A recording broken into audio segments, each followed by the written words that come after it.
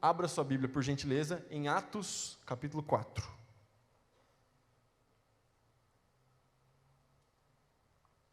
Atos, capítulo 4. Eu vou ler a partir do versículo 5, ok? Atos, capítulo 4, a partir do versículo 5. Veja bem. No dia seguinte, o conselho das autoridades, dos líderes do povo e dos mestres da lei se reuniu em Jerusalém. Estavam ali Anás, o sumo sacerdote, e também Caifás, João, Alexandre e outros parentes do sumo sacerdote. Mandaram trazer Pedro e João e os interrogaram. Com que poder, ou em nome de quem, vocês fizeram isso? Cheio do Espírito Santo, Pedro lhes respondeu: autoridades e líderes do povo, estamos sendo interrogados hoje porque realizamos uma boa ação em favor de um aleijado, e os senhores querem saber como ele foi curado. Saibam os senhores e todo o povo de Israel que ele foi curado pelo nome de Jesus Cristo, o Nazareno, a quem os senhores crucificaram, mas a quem Deus ressuscitou dos mortos. Pois é a respeito desse Jesus que se diz: a pedra que vocês, os construtores, rejeitaram, se tornou a pedra angular. Não há salvação em nenhum outro, não há nenhum outro nome debaixo do céu, em toda a humanidade, por meio do qual devamos ser salvos. Glória a Deus. Versículo 13. Quando os membros do conselho viram a coragem de Pedro e João, ficaram admirados, pois perceberam que eram homens comuns, sem instrução religiosa formal. Reconheceram também que eles haviam estado com Jesus. Dá um amém no seu lugar. Que texto maravilhoso. Que texto incrível. Que texto poderoso. Tanta coisa que a gente tem para aprender com esse texto nessa noite. E eu vou tentar trabalhar dentro do tempo aquilo que a gente tem que aprender com esse texto, porque é algo simplesmente incrível. A primeira coisa que você precisa compreender quando a gente está lendo Atos capítulo 4, é o que aconteceu antes, obviamente, é o contexto do texto que a gente está lendo. E o que está acontecendo é muito simples. O que está acontecendo é que Pedro e João, eles foram presos porque eles haviam, pelo poder de Deus, curado um aleijado. Então, eles chegaram no lugar e eles curaram o aleijado. Agora, era um aleijado que ficava no mesmo lugar pedindo esmola. E é aquele texto famoso que você já conhece, que eles estão entrando no templo, e quando eles estão entrando no templo, o aleijado chega e fala assim: ei, me dá uma grana, me dá uma moeda, me dá um dinheiro. E como é que eles respondem? Eu não tenho prata nem ouro, mas o que eu tenho, eu lhe dou. Em nome de Jesus Cristo, levanta e anda. E o homem levanta e começa a andar. Isso é uma coisa maravilhosa. Só que essa cura, ela faz um barulho na cidade. Por quê? Porque como esse cara ficava no mesmo lugar todos os dias pedindo e tudo mais, e ele já estava naquela condição há muitos e muitos anos, ele era de certa forma conhecido ali. Então quando de repente o pessoal viu o rapaz andando, fez um barulho. Então, obviamente, os religiosos da época, os fariseus, os líderes religiosos, não gostaram do barulho que aquela cura estava causando, obviamente. Por que eles não gostaram? Simples, porque, como a Bíblia nos diz, Pedro e João estavam pregando que existe salvação e vida eterna por meio de Jesus. Então eles são presos, veja bem, eles são presos. E quando eles são presos, então eles passam a noite na cadeia, no outro dia eles são chamados para responder por seus atos. E aí começa o texto que a gente leu. Pegou o contexto aqui ou não? Dá um amém no seu lugar. Beleza, começa o texto da onde a gente começou a ler. E aí algo interessante acontece, cara. Quando Pedro pega a palavra para falar, ele resume o evangelho em alguns versículos de uma maneira incrível, de uma maneira maravilhosa. A eloquência de Pedro, a sabedoria de Pedro, a forma como ele responde é algo simplesmente fantástico. Às vezes, você está aí na sua leitura anual, você está lendo a Bíblia na sua casa, está fazendo seu devocional, e passa por esse texto, e talvez você lê e tudo mais, e segue, você quer chegar logo no capítulo 6, no capítulo 7, você quer ler sobre Estevão, e aí você já está ansiosão e passa. Mas deixa eu te falar uma coisa, isso aqui é maravilhoso, cara. Isso aqui é muito lindo, isso é muito profundo. Por quê? Veja bem, a maneira como Pedro e João, a maneira como eles se defendem, a maneira como Pedro prega a palavra para aqueles religiosos é algo tão poderoso, é algo tão forte, é algo tão intenso, que surpreende aqueles caras. Agora deixa eu te falar uma coisa, quem eram esses caras? Quem eram os religiosos da época? Eles eram os mestres da lei. Eles não eram pessoas que não eram inteligentes ou que não tinham estudado. Porque esses mestres da lei, para chegar na posição que eles estavam, você percebe que tinha, por exemplo, aqui, Anás, o sumo sacerdote, o líder dos sacerdotes, o cara que no dia do Yom Kippur, o cara que entrava lá no Santo dos Santos, só ele podia entrar, velho. É esse cara, tá ligado? O sumo sacerdote. Então veja bem, ele é o líder de todos os sacerdotes, e esse cara está lá presente. Para chegar nesse nível, ele passou por muitas coisas, ele aprendeu com outro rabino, tudo aquilo que ele sabia. Desde a adolescência, os judeus, eles sabiam boa parte do Velho Testamento decorado, veja bem, decorado. Você pedia para o garoto citar, ele começava a citar Gênesis, Êxodo, Levítico, Números, é uma parada muito interessante. Agora, é interessante, e o versículo base que eu quero que a gente pegue para essa noite, é quando chega aqui, versículo 13.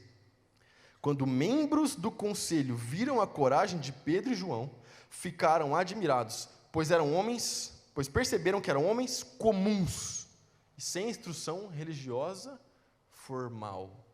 Olha que interessante. Sabe por que eles ficaram admirados? Primeira coisa, porque Pedro, quando abriu a boca para falar, ele não falou da sua própria força, do seu próprio conhecimento, não falou coisas simplesmente da sua mente, da sua imaginação. A Bíblia diz que quando Pedro falou, no versículo 8, a Bíblia diz que ele estava cheio do Espírito Santo. Meu irmão, é possível passar uma vida inteira estudando sobre Deus, estudando a teoria sobre Deus. É possível passar uma vida inteira, inclusive estudando textos bíblicos, e não conhecer verdadeiramente quem Deus é. Essa é uma das maiores definições de religiosidade. Gente que fala sobre Deus sem conhecer a Deus. Gente que fala sobre Deus sem ser cheio do Espírito Santo de Deus. Amém ou não? Tem alguém comigo nessa noite aqui, mano? Agora, olha só que interessante. Homens comuns admiraram, deixaram perplexos os caras que eram os mestres da lei. Pessoas normais, igual eu e você.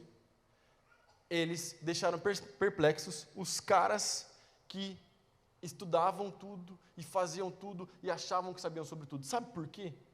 Porque Deus não veio e não enviou Jesus para salvar e usar os mestres da lei.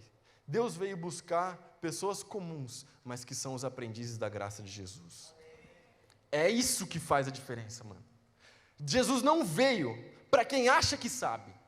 Jesus não veio para quem se acha melhor do que o outro. Jesus não veio para quem acha que está pronto, para quem acha que conhece, para quem se acha mais santo do que o outro. A Bíblia diz que Jesus veio buscar e salvar o perdido. E eu não sei você, mas quando eu não conhecia Jesus, eu estava muito perdido. Então é muito interessante a gente pensar a respeito disso. Pessoas comuns, mas olha só, pessoas comuns, na mão de um Deus incomum, vivem o extraordinário. Pessoas comuns, na mão de um Deus poderoso, Criador de todas as coisas, vivem experiências maravilhosas, são usados por Deus de uma forma que ninguém consegue entender. É por isso que a Bíblia fala que Deus usa as coisas loucas para confundir os sábios. Por quê? Porque as coisas de Deus não seguem a ordem desse mundo, cara. Agora, qual que é o problema? Que muitas vezes a gente não quer ser uma pessoa comum. A gente não quer ser simplesmente como Jesus. Muitas vezes a gente quer algo a mais, não é verdade? Muitas vezes a gente busca coisas a mais. Muitas vezes a gente busca status, a gente busca fama, a gente busca reconhecimento das pessoas. E veja bem, quando eu falo aqui que a gente tem que ser comum e simplesmente como Jesus, eu não estou falando de mediocridade. Eu não estou te desestimulando a estudar, não é isso. Pelo contrário, você tem que estudar, você tem que ir para cima, você tem que produzir, você tem que ter conhecimento. Eu não estou falando nada disso. Eu só estou falando o seguinte, que no final das contas, a primeira coisa que a gente aprende é que não é isso que vai te aproximar do Senhor Deus. Isso é muito bom, isso é muito maneiro. Mas é interessante quando a gente pensa que no comum da vida, Deus também vai nos usar. Porque a gente fala sobre tantas coisas. E você já ouviu, quantos aqui já ouviram a palavra avivamento? Levanta a mão e fala eu. Todo mundo já ouviu a palavra avivamento. E a gente fala, eu acredito em avivamento. A nossa igreja é uma igreja que prega sobre avivamento. Eu acredito em avivamento. E a gente fala, a gente vai viver um avivamento, a gente vai viver coisas grandiosas, nós vamos fazer coisas gigantescas para o Senhor Deus. A gente crê em tanta coisa que Deus vai fazer, e eu creio nisso. Só que eu não creio simplesmente que esse avivamento vai ser como a história dos avivamentos que a gente estuda, que de repente apareceu um cara, um líder, uma mulher, uma líder, e alguém que puxou o bonde, foi todo mundo atrás, e um nome expoente, famoso, um superstar, uma celebridade de Jesus. Não, sabe qual que é o avivamento que eu acredito? O avivamento dos filhos de Deus, mano. Pessoas comuns, vivendo a sua vida de maneira comum, mas lá onde você está vivendo a sua vida, você está brilhando a luz de Jesus, mano. A gente precisa trazer de volta a beleza dos dias comuns. Porque convenhamos, mano, vamos falar a real aqui. Nem toda semana nossa é extraordinária. Vamos jogar a real. Tem semana nossa que é embaçado, mano. Porque, vamos lá, segundona, você acorda cedo, toma um banho, toma um café da manhã, vai para o trabalho. Chega no trabalho, você faz o que você tem que fazer no seu trabalho, qualquer que seja o seu trabalho, você vai lá, trabalha pra caramba, trabalha até quase a noite, às vezes trabalha até a noite, chega em casa. Alguns chegam em casa à noite e vão fazer o quê? Vão para a faculdade, vão estudar. Alguns já são formados, então chega em casa e ainda vai fazer pós-graduação, vai fazer mestrado. Outros já estudaram, então chega em casa, vai cuidar da casa, vai lavar uma roupinha, não é verdade? Que quando a gente mora sozinho, a gente sai da casa do nosso pai, a gente descobre uma coisa maravilhosa, que a roupa não fica lavada sozinha. Que aquela pilha de louça que você empilhou sábado e domingo, se você não lavar lá, vai dar um negócio podre lá, então você tem que ir lá lavar. Dias comuns, semana comum, vida comum de todo mundo. E aí, a gente esquece a beleza e a graça de Deus e o favor de Deus nos dias comuns. Às vezes você chega em casa à noite, depois do trabalho, e é maravilhoso você sentar e trocar uma ideia com a sua senhora, trocar uma ideia com a sua esposa. E sabe o que é mais interessante? A forma como você fala com ela, a forma como você lida com ela, a forma como ela lida com você. Isso também aponta para o Senhor Jesus Cristo. Isso também é uma forma de adoração. Isso também é uma forma de alegria no Senhor. Posso ouvir um amém ou não? Simplesmente como Jesus. A gente está vivendo uma série de mensagem no domingo, que é a série de mensagens da mesa. Alguém ouviu algum episódio da série aí? A série de episódios de mensagens da mesa. Sabe o que é mais interessante sobre a série de episódios da mesa? É porque boa parte do ministério de Jesus, ele passou sentado a uma mesa. E as pessoas xingavam Jesus e ofendiam o Senhor Jesus Cristo, exatamente porque boa parte do ministério dele, ele passou sentado numa mesa, comendo com gente que ninguém queria comer. E aí chamavam Jesus de comilão, chamavam Jesus disso, Jesus daquilo, mas, na realidade, o que Jesus estava fazendo era compartilhar, e era trazer a mensagem de salvação, e era falar sobre aquilo que havia sido profetizado, que se cumpria nele, e era apontar para a cruz, apontar para o seu sacrifício, e Jesus fazia isso na mesa. Agora, o negócio é que para ser simplesmente como Jesus, o que a gente precisa entender é que em dias comuns, nem sempre a gente vai sentar na mesa com quem a gente gosta. Nem sempre a gente vai sentar na mesa com quem a gente quer. Para ser simplesmente como Jesus, nós precisamos entender que Jesus sentava com quem ninguém queria sentar, e que o Sermão do Monte, ele fala até mesmo sobre amar o inimigo, porque amar quem é o nosso amigo é muito fácil. Então, peraí, a gente quer ser simplesmente como Jesus? Então você precisa começar a entender que a sua mesa tem que ter espaço, até para aquela pessoa do seu trabalho que você não gosta, que você não suporta. Posso ouvir um amém ou não?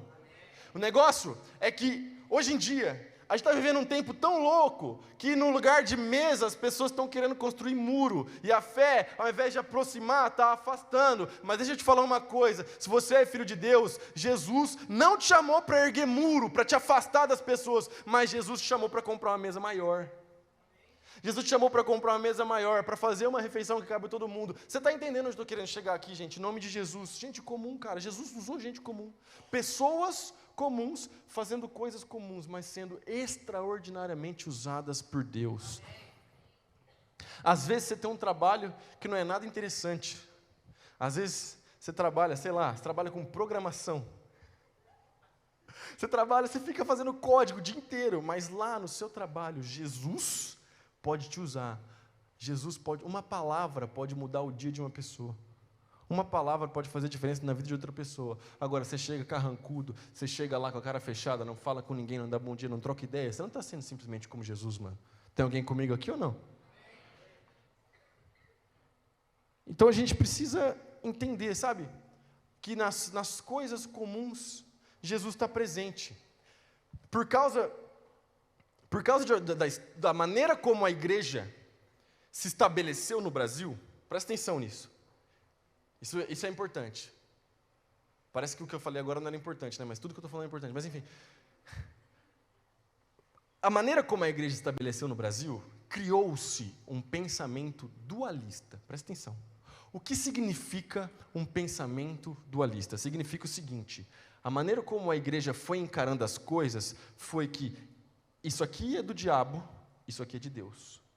Então, quando eu estou no meu trabalho, o meu trabalho é secular, o meu trabalho não é de Deus. Quando eu estou lavando louça, a louça que eu estou lavando é uma coisa secular, não tem nada de espiritual. E quando eu estou na igreja, quando eu estou na célula, aí isso sim é espiritual. Quando eu levanto a mão no louvor, isso é uma atitude espiritual. Mas quando eu saio por aquela porta, eu estou num lugar secular, então as minhas atitudes são coisas seculares, esse lugar aqui, meu trabalho, as minhas funções, faculdades, tudo, enfim. Deixa eu te falar uma coisa, isso é um erro.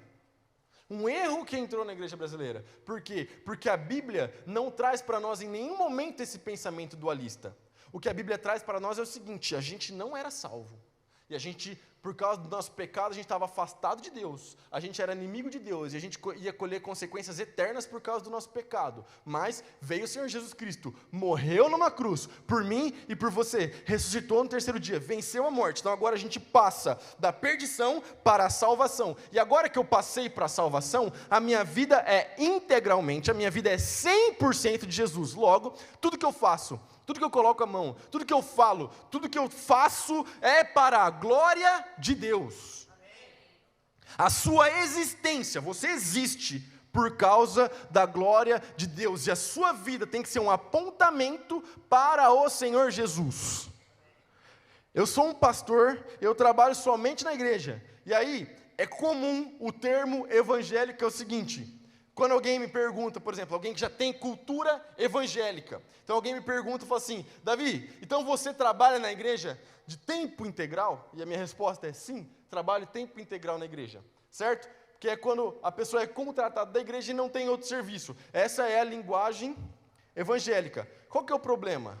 O problema é que a gente esquece que todo crente, a partir do momento que você teve um encontro real com Jesus, você também é um ministro em tempo integral. Porque a partir do momento que você se encontrou com Jesus, a partir do momento que você se encontrou com a graça, a partir do momento que Jesus tocou seu coração, agora a sua vida é integralmente dele, é 100% de Jesus, amém ou não? Amém. Então qualquer coisa que você estiver fazendo, você tem que ser simplesmente como Jesus, cara. Só que a gente esquece disso, cara. A gente esquece de ser simplesmente como Jesus nas coisas pequenas da vida, porque a gente está tão focado, e na era da superprodutividade, da sociedade do cansaço, da hiperprodutividade, o tempo todo, a lógica do trabalho, te pressionando a produzir, a fazer, a isso e aquilo, a gente esquece, sabe, quando está todo mundo brigando por protagonismo, todo mundo brigando para aparecer, todo mundo brigando para ser o cara, para estourar, para estar lá, para fazer isso, para fazer aquilo, a Bíblia nos chama para sermos simplesmente como Jesus. E isso é maravilhoso, cara, porque isso é totalmente a contramão do mundo, velho. Isso é totalmente a contramão do mundo. Sabe por quê? Porque o Rei Jesus, ele reinou servindo, mano. A Bíblia fala que Jesus amarrou uma toalha na cintura, se ajoelhou e lavou os pés dos seus discípulos, cara. Então veja bem, as coisas, a ordem que Jesus nos ensina, as coisas do reino de Deus, elas são completamente de ponta cabeça as coisas do mundo, cara. Tem alguém comigo aqui ou não? Então Jesus, ele não está buscando o super-herói da fé. Jesus não está buscando o super crente, o cara que se acha mais santo de todo mundo. Jesus está buscando gente que tem consciência, que tem que ser simplesmente com Jesus, como Jesus. Jesus está buscando pessoas comuns, mas que têm o coração disponível. Sabia que o grupo de discípulos que Jesus reuniu era um grupo muito doido, porque tinha gente de tudo quanto é jeito. Só que era gente simples, era gente comum, pescador, gente cobrador de impostos, uma galera simples. Mas sabe o que é mais interessante? Uma das coisas que a gente aprende a respeito dos discípulos de Jesus é que ele chamou uma galera muito diferente uma da outra. Ele chamou uma galera oposta uma à outra. Jesus chamou um mano para ser discípulo dele, chamado Simão Zelote. Zelote não é sobrenome. Você lê lá, Simão o Zelote, você acha que é sobrenome, mas não é. Zelote era uma facção, uma linha do judaísmo, a linha mais radical do judaísmo, que se a gente fosse tentar atualizar essa parada, eles eram como se fosse um pessoal que queria revolução armada contra o Império Romano. Resumindo, eles eram violentos, eles queriam partir para a briga, está entendendo ou não? Essa é a galera do Simão o Zelote, beleza? Jesus chamou o Simão para ser discípulo. Agora, olha que interessante. Jesus chamou um mano chamado Mateus. O Mateus era cobrador de impostos, um do tipo de pessoa mais odiado pelos judeus da época.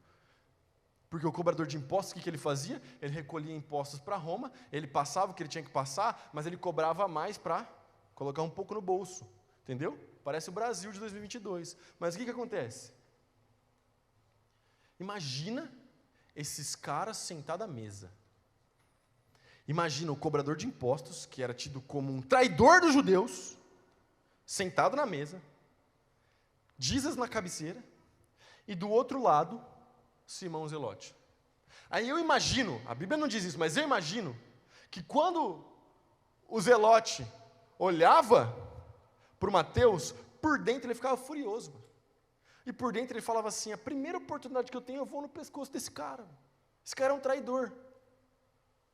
Mas eu também imagino que, ao mesmo tempo, aqueles dois, eles olhavam para o Senhor Jesus Cristo como um ponto de convergência entre eles. Eles falavam assim, cara, a gente suspende qualquer parada que a gente acredite fora disso aqui, porque a gente está junto por causa do Senhor Jesus. A igreja é esse lugar, e você é essa pessoa. A gente está vivendo um tempo de polarização muito louca, tudo é nós ou eles. Tudo é um contra o outro, toda hora divisão. Deixa eu falar uma coisa, essa treta não pode partir da igreja, essa treta tem que acabar na igreja. A gente tem que entender que você sendo simplesmente como Jesus, você é o ponto de convergência dos seus amigos. A galera vai olhar para você e vai ver um servo de Deus, vai ver uma serva de Deus, vai ver uma pessoa que nos dias maus, que no dia triste, que quando ela estiver na bad, quando ela não tiver, ela vai procurar você, porque é você que tem uma palavra de Deus para a vida dela. Simplesmente como Jesus, em dias comuns, gente comum vivendo coisas de Deus. E sabe o que é mais interessante? Daqueles discípulos comuns, Jesus fez com que a fé chegasse até nós. E eu concluo falando isso, cara. É muito interessante pensar a respeito disso.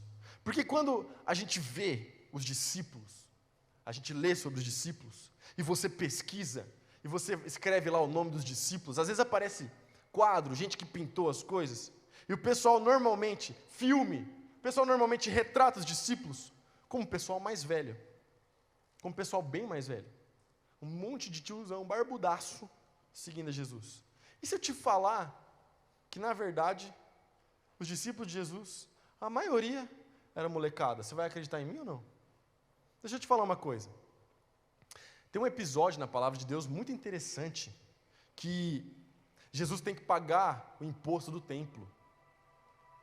E aí Jesus, milagrosamente, faz as moedas do imposto aparecer dentro de um peixe, e ele manda o Pedro pegar o peixe, abrir o peixe, pegar as moedas e pagar. Agora, Jesus, o imposto era de 2 moedas, Jesus paga 4 moedas, 2 por ele e 2 por Pedro. Sabe por quê? Porque o imposto, ele só era pago para pessoas acima de 20 anos.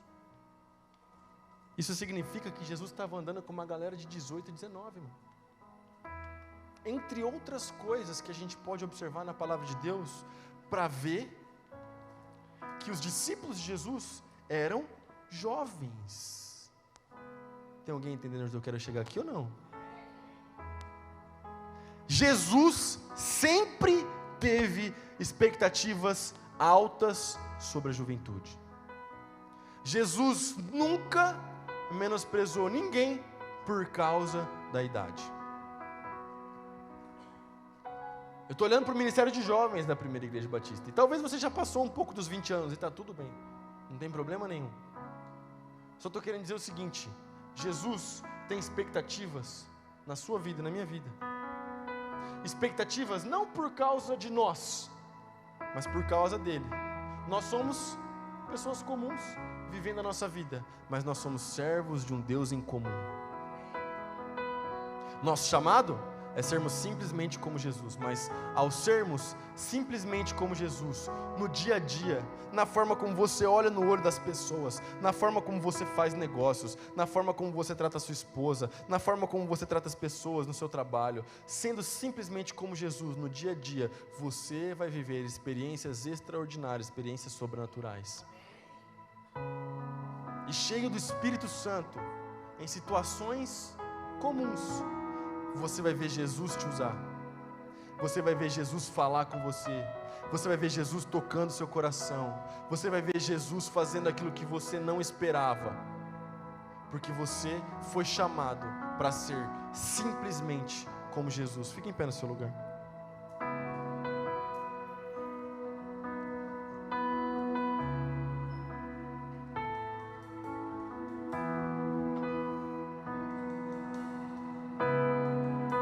Efésios capítulo 5, versículo 1 e 2.